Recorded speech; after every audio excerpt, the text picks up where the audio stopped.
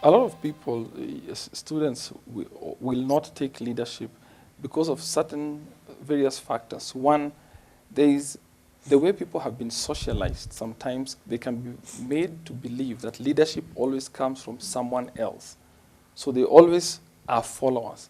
So for instance, if you are a student in a class and like these are A class, A students, and they have, you go to a class and you are number 9. Number 9 is a fairly strong position even in a class of 40 or 30. But because you always imagine that the person who is supposed to lead is the one at the front, you don't realize that you yourself have got leadership potential and that you're also a leader in your own right. So a lot of it comes from that idea, wrong socialization, wrong ideas, wrong thoughts, that the only person who is a leader in a certain environment is just one person, and it's always some other person. You don't see yourself as that person who is actually the leader. The other thing I would say is that we have to be very careful in terms of a lot of people who are successful and who take on leadership roles tend to have a high self-esteem. They are confident about their capabilities. They are confident about their ability to lead others. They are confident about how they can manage change. They are confident about their relationships with other people. It is possible that by telling people you are not good enough, you're just not it, you're not tall enough, you're not clever enough, that you are sending to that person subliminal messages that they actually cannot be a leader. And that person tends to believe that, and therefore they never take up their leadership roles. In reality, everyone actually has got various giftings, and everybody can step out to be a leader. And the idea then is to nurture in everyone that esteem. You may not be the most brilliant in chemistry, but you may be the best basketballer. You may not be very good in arithmetic, but you may be very good at painting. So you can actually be able to lead in various things. And actually, what we would encourage scholars and students is that everyone must see themselves as a leader and lead wherever they are. So you must learn that whoever you are, nobody actually is exempted from this.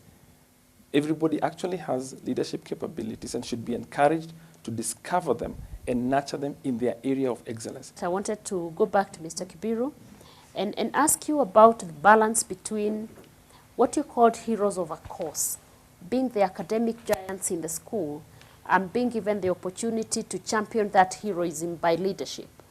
How do you balance those two, and what takes precedence? There will be that the spontaneous identification of a leader by the students. Theirs is spontaneous because they know them, they know the people they respect, they know the people who are able to command.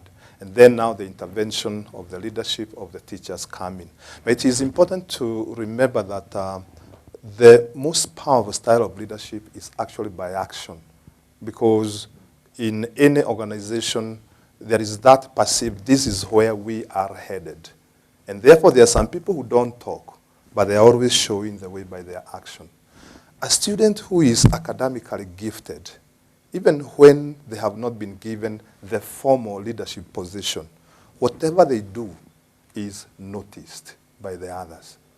And even when they make responses in the classroom, the rest of the students listen. And that time, the loud ones who are not doing very well in academics, they also listen, they respect them. And that's why it would be good for the culture of the school, for the teachers and everybody, to see whether they can promote the leadership skills of those who are identified with the success within the context of the school. But that also gives the school leadership the responsibility of distributing, the leadership abilities, so that the leadership of the school, even from among the students, is not identified with one person. Because there are those who will be able to communicate, even at school assemblies. But there are others whom, for certain reasons which some are rooted, may not be able to be that eloquent. But by their actions, they command a following. So the intervention of the institution is to ensure that they focus on every student so that the leadership, the culture of the school and the positive forces of the school are identified with as many individuals as possible, so that even the informal leadership, which is also very, very critical in a school, because there are those who are appointed, the others who are appointed informally by the others, they are also very influential. So it will be good for the teachers to intervene and bring them up so that they can be seen, so that they are visible.